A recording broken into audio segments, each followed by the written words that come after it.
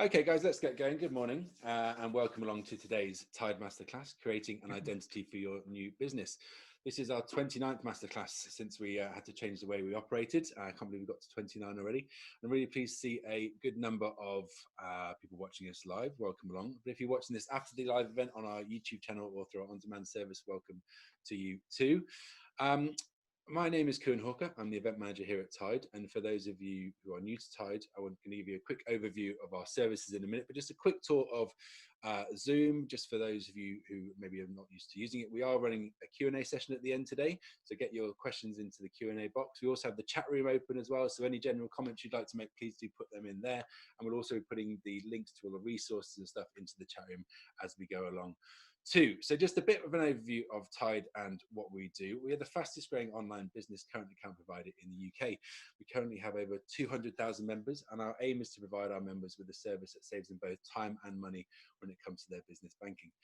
We're great for SMEs and for startups and for freelancers, and as there are no credit checks or startup or monthly fees, this allows you to try us out alongside your current business account provider and see how we can save you time and money. Sign-up process itself, really simple, takes between 5 and 10 minutes. And at the end of that time, you will receive your sort code and your account number, so you can start banking straight away. And with your Tide card coming a few days later through the post. The app itself, really easy to use and set up with a huge amount of in-app products that will make your banking life a lot easier. A few that I think are really useful, there's the ability to see exactly where your money has gone and when it went there through our auto categorization tool. And you're able to send really professional looking and fully customizable invoices as well through the app. And you can put your company logo on those invoices, and you can fully edit the email that goes out with those invoices too. So really useful stuff. I'm going to talk to you a little bit later about how you can stay up to date with what we're doing here at Tide in terms of events and the company as a whole, and how we can make it even easier for you to become a Tide member. But for now, we're going to get on with the masterclass. I'm going to ask the panelists to introduce herself in just a moment, but I want to run a quick poll just about your visual identity as a company at the moment. So if you have just a couple of seconds to give us an idea of where you are with your visual identity, that would be great. Just going to see how many we get to. We've never had 100% on these polls. We never got to 100%, so maybe we can get there this time. Only one more person to answer. Go on, I dare you. No, we're not going to do it. Okay, fine. So this is the end of the poll, and I will share that with everybody now, and hopefully Gemma, you can see that, so that gives us a bit of an indication of where we are. So I'm going to ask Gemma to introduce herself. Good morning, Gemma. Hi everyone, yes, I'm Gemma. I'm Managing Director of Output. We're a digital first design agency helping companies adapt and thrive. So we specialise in everything from creating brands and visual identities through to sort of full digital design systems. We work with startups, scale-ups and established brands as well, including people like the BBC, Auto Trader and Mixcloud. The company's 18 years old this year, and we've definitely adapted a lot over the years. I've just taken over the running of the business this year as well, and it's a really exciting time for us. So yeah, really looking forward to sort of chatting through some of the things that we think are really important at Output when you're considering your visual identity. Brilliant, thanks Gemma. I think a good place for us to start is going to be sort of breaking down exactly what a visual identity is, as it can be a bit tricky or confusing for maybe those who aren't from a design background or haven't really thought about it before. So I'll let you go on with your first slide.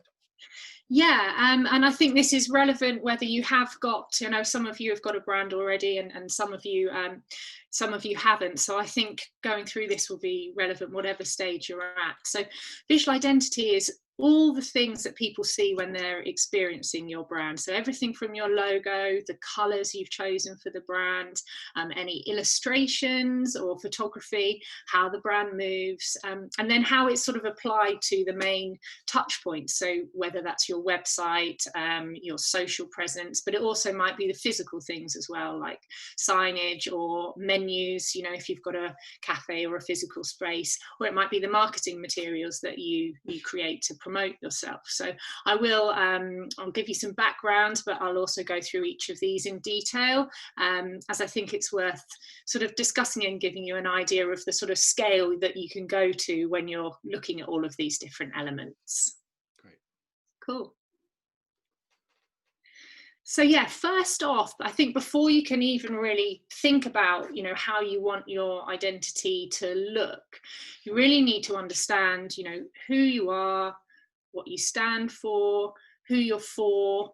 So it's important to get that kind of strategy part right before launching into any design work. And that's really important so you can just hang the work off something meaningful when you're actually getting into that design phase. So thinking about your audience is really important.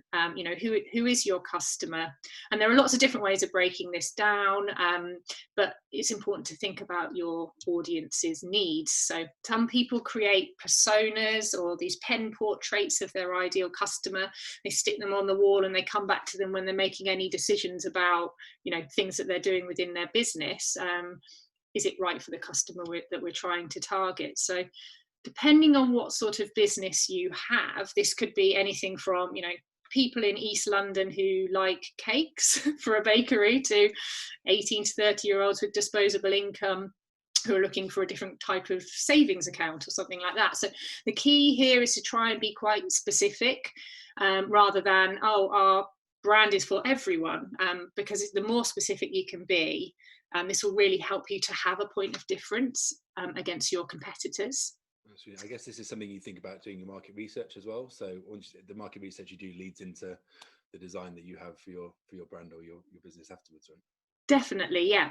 And this can be questions, yeah, that you go out and ask people, things that you do through desk research as well. So yeah, and then you might end up, once you've obviously thought about your audience, is to start to have a look at your competitors as well. This is really, really useful. And obviously it's something that if you're working with an agency, a freelancer, they might do for you as well. But if you've got this information that you can go to anyone that you're working with, it's super helpful. So not only is it important when you're naming your business to obviously make sure that you're not naming it the same thing as one of your competitors, but also when you're thinking about how you look. And so it's useful to do an audit of who else is out there. You know, what does their logo look like? What sort of colours are they using? Is everyone in this space, you know, blue or whatever? And how do they speak? You know, what does their website look like? So it'll make sure that you're not doing things the same, but you can also look at what they're doing really well and get some ideas. So for example, they might explain their services in a really clear way, that's something that you think you might want to do something like that as well. So when you're writing a brief for your agency or a designer that you're working with, it's quite useful to know what you do and don't like about those competitors. Actually, what you don't like is as important as what you do, and it really helps anyone to sort of see where you want to sit in that market and also help to focus things. Cool. Next slide. So then, again, just asking yourself some more questions. So what do you think you'll need for your visual identity, for your brand? And this all depends on what sort of company you have. So, you know, is it going to be purely an online business? And therefore it's going to be all of the kind of digital assets that you might need? Or are you going to have physical premises and therefore signage, you know, menus, printed things might be useful? So there's sort of questions, you know, do you need stationery such as letterheads and business cards? A lot of people aren't actually sending that many things physically anymore, so it might not be number one on the list. Do you want to create any printed marketing materials such as a leaflet to promote yourself, or will it be digital? You know, will it be social or your website? Both the main way that people might find you, but the main way that you'll be kind of marketing yourself. So they're all some questions to ask yourself, which help you to be able to say to someone who's creating your brand, you know, this is where I think we're going to be, this is what I need for the brand. And they can obviously help you to come up with ideas for that as well. Yeah, I think something is, when you say who will be working with, I think something that's really key for me personally is like if you have something like you see there, you've got your coffee beans in a bag. I'm assuming in that one it's how the product works as well. I think if you are designing something for your company that you're expecting other people to use, I think you should spend like a week with it or using it and making sure that it does actually work, rather than just making sure it looks pretty. It has to sort of physically work as well, right? Because if somebody has a negative experience with something not working, that impacts hugely on your brand, right? Definitely, definitely. And everything from, if we create a brand, you don't want to just give people the elements, the toolkit, and then leave them. And actually, it's not something that they can work with going forward. So yeah, definitely, as you say, it's very much about does this work? And yeah, if you're working with an agency or freelancer, it's worth asking the question. They'll help you know how much depth you might need to go into. If you're the one that's going to have to end up designing your leaflets or menus every day for your cafe or something, then you'll know that you might want templates in Word, because that's how you can create things. So yeah, there's quite a lot of questions to think about and ask yourself at the start, but it will really help you when you get into that design phase. So it's worth doing. Cool. And then really, there are lots of internal things to think about when creating your brand, and questions to ask yourself. So we're getting more into the kind of brand strategy side of things now. So the things around your purpose. So why do you exist as a business? Your vision for the company. Where do you want to be in the future? Your mission, how will you actually get there? Values, so what principles kind of guide your behavior? So they're not really things which are normally shared with customers. They give you some guiding principles for why the company exists. And I won't go into them in lots of detail, because we're focusing a bit more on what that visual output is, but it's certainly something that they're questions that are worth thinking about, that anyone that you work with could help you get to those answers. But even if they're just 1 or 2 pages that you keep and refer back to, it's a good starting point. However, today we are more interested in the things that guide the outward facing brand. And I think for us at Output, if you do one thing, we think it's really important to think about the character of your brand. So the core of all of our work is a focus on character, and this guides our all the design behaviors. So what we will do is we'll run workshops and sessions with clients to focus on 3 character traits. So for example, we've got 2 different clients here, a fintech brand and a private tuition company. And so we've helped them work through what 3 character traits of their business are. So they're outward looking. They describe the way the brand will look and act and feel. And if you were to talk, you're trying to think about things that if you were to describe you to a friend, a company to a friend, how could you describe them in 3 words? It's quite an interesting process and takes a while to distill down, but it means that you've got something which can guide. As soon as you start to do any little design explorations, it's like, okay, if we are human, when we is this color human? Is this way that we have designed this logo human? And it's just a really good set of, I guess, guardrails that you can use to go back to for starting your design work. Yeah, I think like you say, it's a big challenge getting your business down to three words, isn't it, in terms of character? But I think it's definitely an interesting exercise to get you on the right path with the definitely. And we find it so useful as a way of brands being able to have a point of difference to other ones in their market, because it would be very unlikely that they would have those same character traits, or not all brands are created with this in mind. So it's a great way of having a point of difference. But so now you've got that kind of strategy in place, you thought about character, you've asked a lot of questions about where the brand lives and what you might need. I can talk a bit about each of those different elements in some more detail, and what we think is quite important to consider. So again, I've got some examples of projects that we've worked on throughout, just to explain things in a bit more detail. So first off, logo. I mean, this is obviously where often the starting point for some agencies, and they build the rest of the brand out from there. Some people actually prefer to create a kind of loose design system of color, pattern, and then actually distill that into a logo. There's a few different options. There's quite a few different options in terms of how logos are formed. So I'll explain two here. So there's a word mark where the word itself is the logo. So for example, Union Coffee here and Mixcloud. And then Museums Association on the right hand side, that's an icon and a simple word mark. Both are really useful, but what's really key, particularly when brands are working obviously much more on digital platforms, is that you've got something that can shrink down and be used as either an app tile or when you see the logo in mobile. So all of these have the ability to do that. The Union, it just becomes the U. Mixcloud shrinks down to the mix, and MA, you know, as an icon is just used as MA. So if you think that an icon or something like that is something that would work for you, there are quite a lot of considerations here to have a think about. This can actually be really challenging to get right, and it's often where we have quite a lot of back and forth with clients, because you need to think about whether you might want to do something that's really abstract, or do you want to be quite literal with it? So for example, MA, you know, that is the two letters of the company name for MA.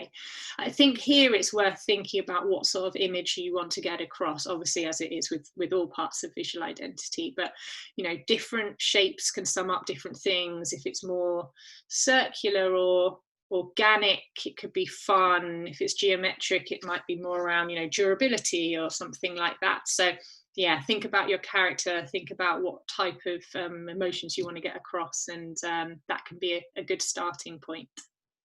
Perfect. Cool. So yeah, next up, colour.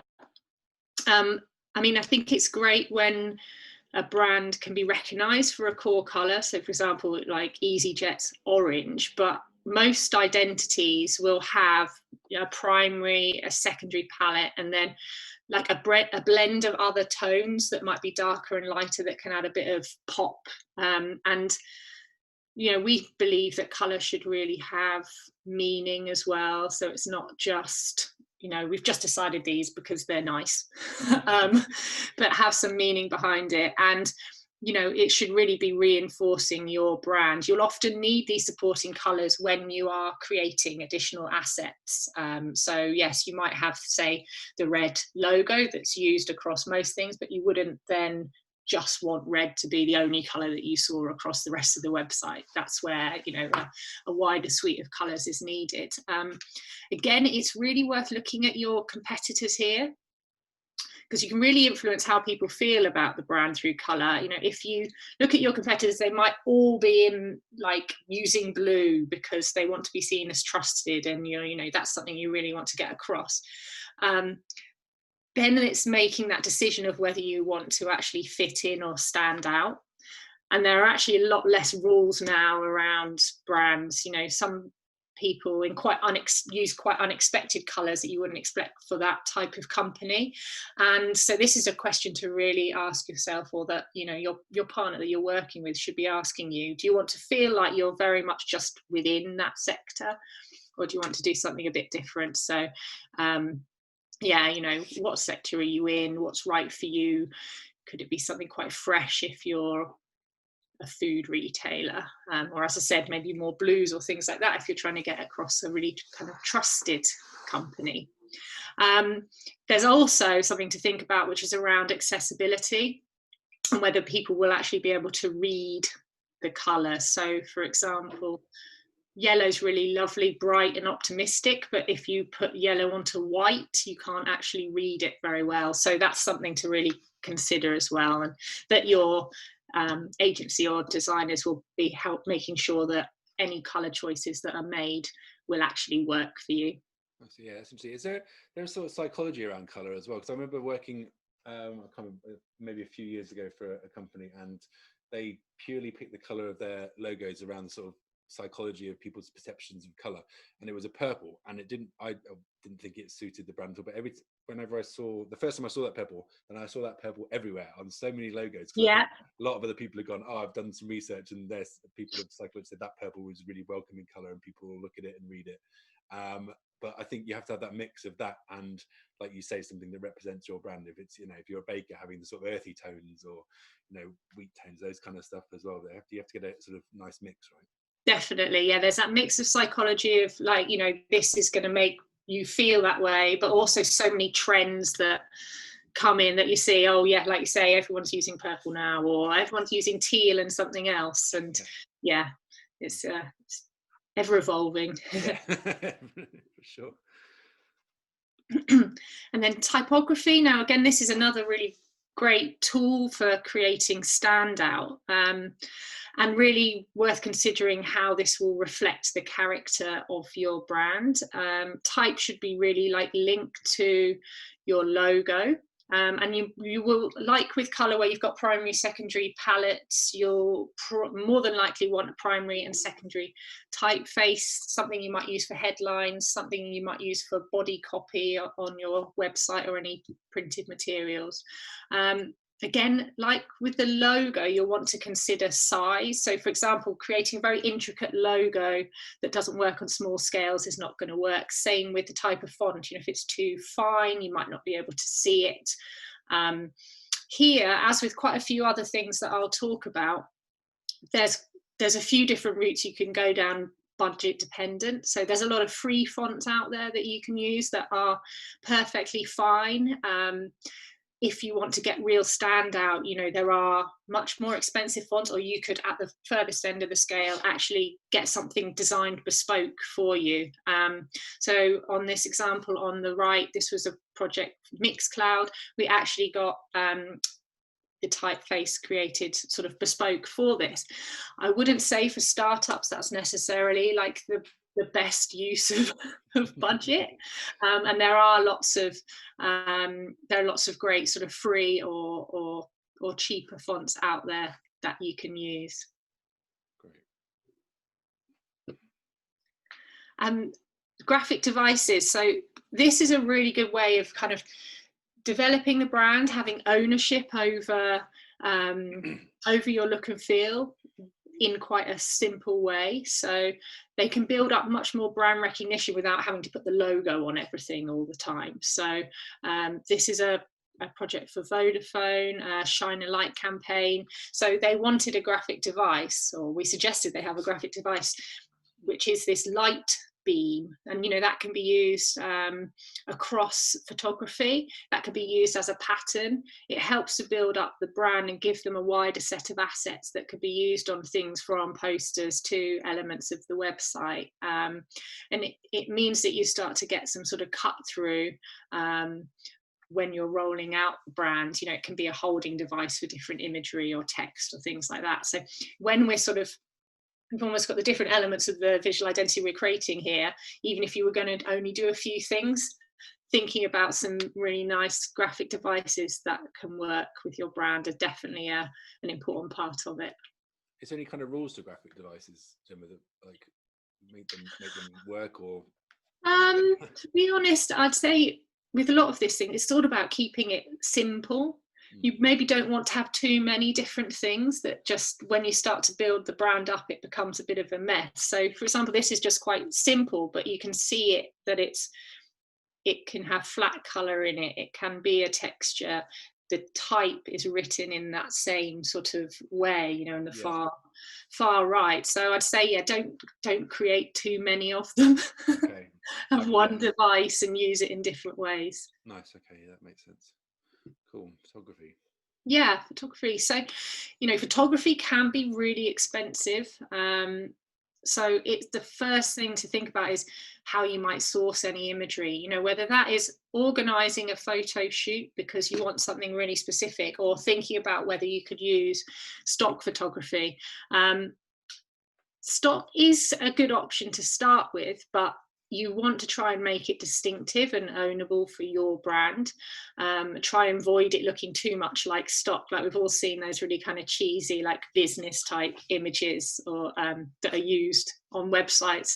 So it's, yeah, how can you kind of give it your own flavor that feels like it's part of the brand? So there's lots of different ways you could treat imagery, from giving it this like duotone look like the image at the top. But you don't always have to use photography in the most straightforward way. So there's a project here for Skyscanner, which is bottom left. We didn't actually work on that project, so it's a different agency, but they're using photography just much more like zoomed in as a pattern with nice color over the top, and it's quite a textural way of using it. So, you know, it's worth thinking about. It doesn't have to just be people in some sort of pre-posed images formats to work for you. To think about what's going to be appropriate for you.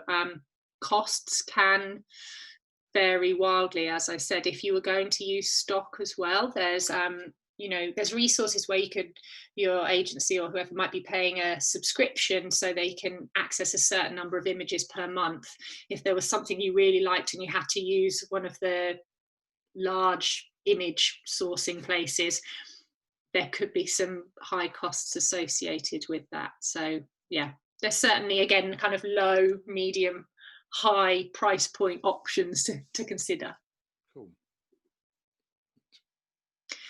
Illustration, yeah, again, like everything else, it's a great way to add some extra depth to your brand toolkit. And there are lots and lots of different styles. So this could be anything from a sort of hand-drawn style to character design, you know, something that you see quite a lot in tech startup brands, which can add some friendliness to your product or service.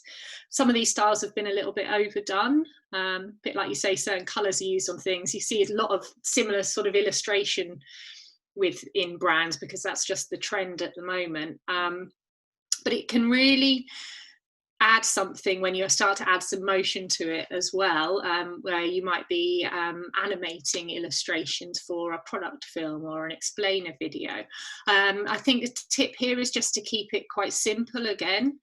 Use your brand colors to make sure it comes back to the, you know, the identity that you've been created, and sort of use it sparingly. So we created these illustrations for Auto Trader here because it was a way of being able to get across something in a nice way without being reliant on photography, and they can then use those little elements throughout their site or different materials. It's got quite a lot of legs to be used in different ways. Again, with photography, if you commissioned an illustrator to create some assets for you, have a think about where it's going to be used. So for example, they might create some illustrations that you want to use on your website, but further down the line you decide you might want to do some advertising. You need to pay for the usage for that, and it's worth thinking about what you might want to do in the future at the start, so you can agree a cost at the start. Probably the most cost effective way of doing it, and that's the same with the photography as well. If you can have a bit of foresight of where the brand might be living and what you might want to do with it, that will help you kind of get the best deal on that. Great, good stuff. Yeah, and then onto iconography and motion. More and more with digital brands, iconography is being created. It'll help tell a story without the need for lots of text, and can help guide people through a digital experience. When done well, it can really add something extra to a brand, and you know, you can create lots of bespoke icon sets that are really specific to what you do. But you can also buy some off the shelf as a starting point for your brand. And then when it comes to motion, you know, motion design and animation becoming increasingly much more important in brand design. So it's a great way to get across your character. It'll help you get noticed in a busy sort of social feed if you were going to create a really nice little animated GIF or something that could work as a social asset, and it can really help guide people through like user interfaces as well on an app. But as with everything, it's kind of getting the balance right. You don't necessarily want to sort of be scrolling through a website, everything's moving and going crazy. It's sort of use it sparingly to help bring out your character, adds a sense of quality, and can add some polish to the design as well. So I mentioned before, you might want to create explainer videos or social content, or people are creating more like headpiece to camera to explain what they do.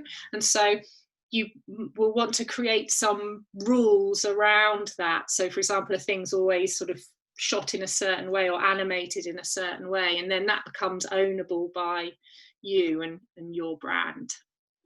Nice. Okay, I think it's the iconography is something I think is really interesting, and that sort of has come to be more important over the past maybe even 6 months or so, right? And people have had a bit more time on their hands to maybe come up with interesting icons for how they interact with their customers, or how it looks on their website, for sure. I think I really like these clean icons you've got here. I think they're a really nice addition to kind of digital identity, for sure.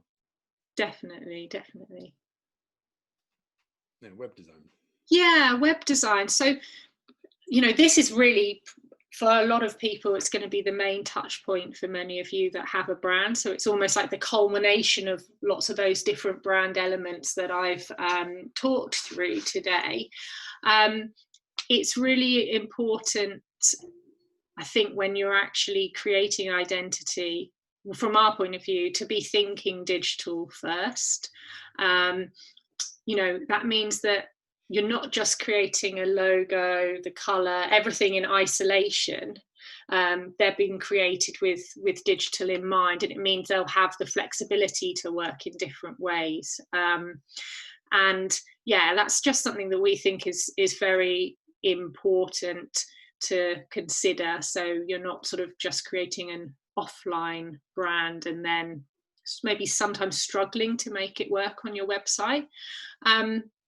You could start off with your website really simply, and you can expand it in the future. You can always add further pages and further brand elements to the site as well. It's just key to have user needs in mind here, giving people the information that they need, rather than just throwing all of the elements of the brand on there, because this is a canvas that you could add your illustration and your motion. The user needs and the flow that they want to go through the site is obviously first and foremost, and thinking about accessibility as well, and your site working on mobile, as that's where most people will be, a lot of people would be accessing it from there.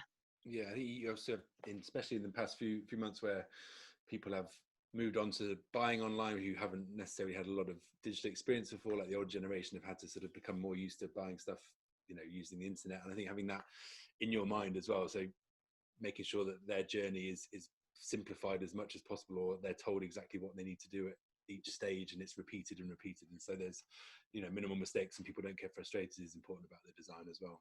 Definitely. Yeah, you don't want anything that's a barrier to people kind of doing what they need to do. But equally, here is the point where all those things we talked about with character at the start, where you could look at the different journeys that people would have and think about where you would want to bring out the different character traits at different points on the site, whether that's through the copy that you've written, like the images, the motion. So yeah, it's definitely that culmination of the brand coming together here. Okay, great. Yeah, and finally, guidelines. So these are really important. They can be really simple, and again can be like a living and breathing document that grows as your visual identity grows. They're just very useful for anyone to give to a partner that they might be working with. So whoever creates your brand, they should create it. If you then wanted to work with someone else, you can give them the guidelines, so they know the do's and don'ts of the brand. What size should the fonts be used at, how do we use colour, and then also it's quite useful to start to put in some examples of the things that you've created. So that might be, I've laid out an example leaflet or an example social post, so people can get a really good idea of what they need to create. Simple mock-ups, of signage, stationery, or even like a couple of pages of a site, that will help anyone. And the main thing here is that you're getting some consistency with the brand, because sometimes it can be so disappointing if you create all these lovely parts of a visual identity, but then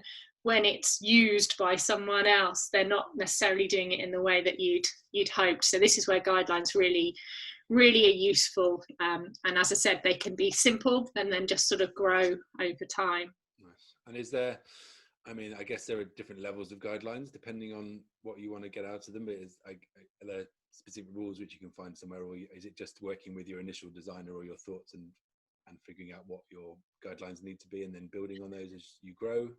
Yeah, that's it. In the worst case, people create guidelines and then they sit in a drawer and they don't get used, and people just have a bit of a free-for-all with the brand. But I think generally you'd always have, those key elements such as logo, colour palette, fonts, graphic devices, imagery. You'd show what they are and the rules, and then they can grow over time. With some brands that really are a digital focused brand, we will create a digital brand hub for them where they'll keep all of these elements, and then they keep the examples of assets and people can download them and use them.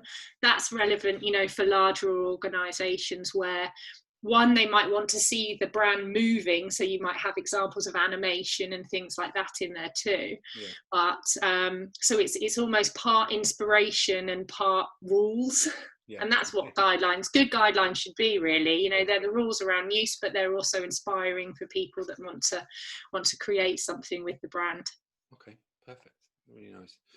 So we're going to move on to the hints and tips and resources section now. And as Gemma goes through this, she'll be maybe citing some links, which I'm now going to put into the chat room, which are all there now. So Gemma, if you wanted to go through these.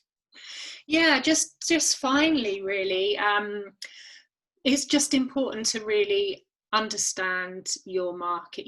Who else is out there? Where are you positioned, I suppose, in terms of price and offering? Do you actually have something unique, and why would people buy you over anyone else? And that's a useful thing to put into a brief for anyone that you're working with, because they can really think, oh yeah, I can see where they might be positioned. Or, obviously an agency can help you think about what your positioning is as well. Do your homework, look at others outside the sector. As I said earlier, what can you learn about a really good use of colour or copywriting? There's a great book on branding called Building Better Brands, and I think the link should be shared about that one. They talk about character in there as well, but it goes through the branding process, and I think that's a really useful one to have a read of. Also putting character at the heart of everything that you do. So as I said, this is just how we work, and we ensure the brands we create have a point of differentiation. And we'll give you something really creative and unique to start from. We've written quite an interesting article about creating distinctive brands, and how you could have like a golden thread, a brand signature that goes through everything that you do, that can really give you a point of difference. So that might be, it's not too long a read, might be worth having a look at. But just when you're choosing someone to work with, whether that's a friend, a freelancer, or an agency, it's great to get a recommendation. Obviously we'd be really keen to speak to anyone, but make sure you're asking partners a series of plenty of questions. Make sure you feel like you're a good fit to work together. do they understand you? Do they get your challenges or where you want to be as a business? And don't be afraid to quiz them. You know, we're often on the other side of that, getting, you know, being asked a lot of questions, but it really helps to make sure that we're going to have a good, you're going to have a good working relationship with them. They're going to be able to create something. You know, it's so personal to you, you being able to get your ideas for a brand actually realized by someone, that it's worth taking the time to find the best partner.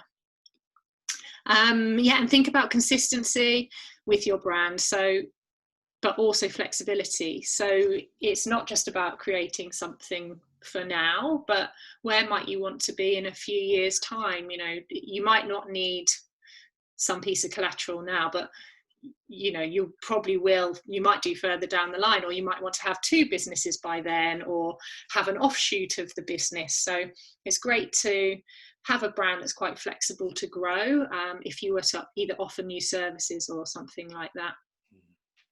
It's really important to test your ideas, so to see what people think about your visual identity in the early stages. So you could start by doing that with friends, family, people within the target audience that you're trying to appeal to with the brand. Depending on budget, you could do this, you know, in quite an ad hoc way, as I said, with sort of friends and family, or you could get someone to run some more formal testing for you. Again, that could be online. Your agency might be able to build up a focus group of people in your target audience, so they can look at different options of, you know, identities in the early stages to help you with decision making. It's just very useful, rather than it being gut feel of like, I like that or I don't, you know, because it can it will just help you to, I guess, be a bit of a tick of like, okay, I know that's going to work if I've done some testing and asked people whether they think that it's right. And then finally, keep it simple, as I've sort of mentioned throughout. You know, you can start off with those core brand elements. That could be logo, color, type, some graphic assets, and you can build things from there.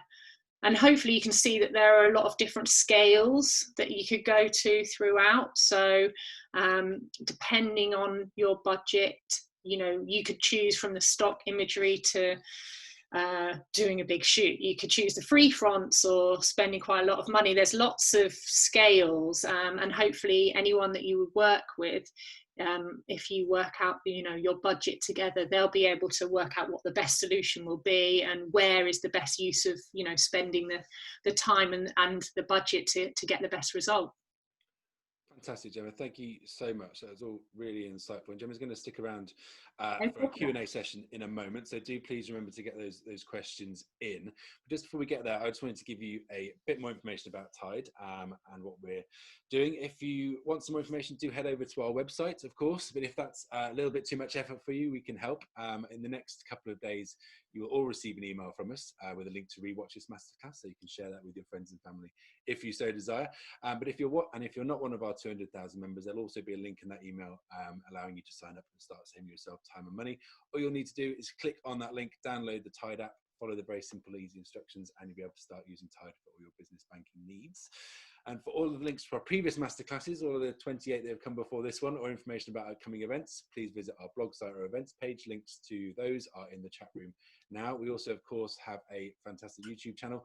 You can find the link to that in the chat room, as well as links to all of our social channels as well. So do please go subscribe, like, and stay up to date with all the Tide information through those links. If you're watching this on YouTube, all the links that we've mentioned and the links to the resources are in the description below the video. And do please remember to subscribe. And if you have any ideas about future masterclass topics or speakers, please do let us know. And if you're watching this live, don't feel left out. If you have any ideas, please do use the email that's in the chat room or the chat room itself to give me some ideas for future webinars or speakers. Cool. So we're going to move on to the Q&A session now. And during this Q&A session, I will also run another poll just about the quality of today's masterclass. So if you have a couple of seconds, it'd be great if you could take part in that poll. Cool. So we've got one question so far. Do you remember to get those questions coming in? This is from Dom, and he has asked, any fresh SEO tips for website creation? Oh, that's a tough one. SEO is, yeah, can be quite not a dark art, but we actually work with partners that that help us with SEO. And I mean, I think it's now more than ever, the UX of your site as well as the content that's on there is really important for SEO. I'm not actually an SEO expert, so but I can certainly we can share some links to some people that would be good to speak to if you'd like me to. Great. So yeah, maybe if you share those with me, Gemma, and I'll get those across to you done after the event. That'd be useful. No other questions to remember. I guess I had one in terms of, you know, the levels that people are at with budget and starting up. A lot of people are going to be on the start of their journey, and we saw maybe quite a few of them have it in progress as well. Maybe they've gone to website creation websites where, you know, it's very simple to just create a website in maybe half an hour with whatever you need. If you're at that stage, how easy is it then to bring an agency or a designer in once you have the funds or the resources, or you want to progress the brand at all? Is that something you'd be able to do with those kind of platforms, or would you have to start again? It depends. You could certainly keep what you've got already, and then develop some brand elements that could then be applied to what you've got. Okay. We often find sometimes it's actually cheaper to start from scratch, depending on how the site is built. But people will tend to come to us and sort of say, yeah, can you help us? We're here. We're quite open. We don't, sometimes they might say, look, actually we want to keep the logo, but it's more about developing the wider brand elements around it. So yeah, it depends. Often you can certainly apply a new brand to an existing site. That's not a problem at all. Okay. That's good to know. Andy has got in touch and he's saying, is it dangerous to go against current trends, e.g. opt for a brutalist website, brackets the ugly website movement? I don't think it's dangerous, and there's a lot of interesting brands that do kind of go against the norm. It really depends. It depends how functional you need your site to be. For example, if your site's a bit more around kind of brochureware, giving people an explanation of what you do, who you are, then you can probably have a lot more flex with how it's designed. If you, for example, were creating an e-commerce site and you're really trying to push people through to payment, then there are certain ways that is best done, and therefore you might need to sort of follow that a bit more strictly. But yeah, if it's a bit more of like, let's give people more of an idea of who we are, and you've got a bit more free reign to I guess go a little bit more wild with design then. Yeah. And we've got one coming from somebody who didn't want to share the name, which is fine, but it says, do you stick to your process with every client, and how do you share this with new employees or clients? I'm not entirely clear what you mean, but maybe you do. Maybe you have an idea, Gemma. Yeah. So we do have a process that we go through. It's not necessarily that you're going to create all of those elements, but we've got a 4-stage design process. So one part is sort of understanding our clients' needs. Next part, strategic phase. The next part, actually doing design, and then working out what we're going to deliver for them as a final product at the end. And even depending on, even if budgets are small, we'll still go through that process, but with just pulling out the key parts that are needed and spending less time on them than if it was a larger budget process. So we share that with our clients by creating proposals and talking it through with them at pitch stage, but we work with them together to go, okay, is this a process that's gonna work for you? Generally, they're quite pleased to have something that they know they're going to follow, as long as we've worked with them to work out how long they might need for feedback, or when we might present different things to them. With employees, yeah, that's shared and talked about as we get a project in, or as they start to work with us, we talk them through the way that we work, and we're always open for feedback of different ways, but this is a process that's been working pretty well for us over the last few years. I guess it's one of those things as well that people may be a bit scared about, along with kind of legal terms and that design terms are sometimes things which you just completely can go over your head. So it's important to, if you can, work with a designer or a friend or an agency who can, you know, sit you down and explain what the terms and the strategies and those kind of things are. Once you get Yes. an idea, and they'll help you develop your knowledge of a visual identity as well, right? I think that's it. Yeah, often we'll find clients will say, oh, you know, this has been really interesting. You know, we've learned loads about the process, and also about different tools that you might use as you're going through the process. So, for example, a lot of our clients hadn't used things like Slack until we went remote. And now it means that we've actually got much better relationships with our clients in terms of how we're communicating with them through some of the tools that we started to use with them. Okay, fantastic. And there's not been any more questions coming, but there was some great questions. So thank you for everybody that sent those questions through. I think that's going to be it for now. I think it's been a fantastic session. Really, really insightful, Gemma. Some really great information across all scales of where people may be on their journey. So I thank you for that, and I thank all the attendees that have turned up this morning. Do please, like I said, visit our website. Keep an eye out for our other events that are coming up. We've got 2 other great masterclasses this month, which are detailed on our events page. But for now, I will say thank you to Gemma. Thank you very much for your time and your effort for this masterclass, and thank you for our attendees. And we'll look forward to seeing you all very soon. And I hope you have a great day. Bye bye. Thanks so much. Bye now. Bye.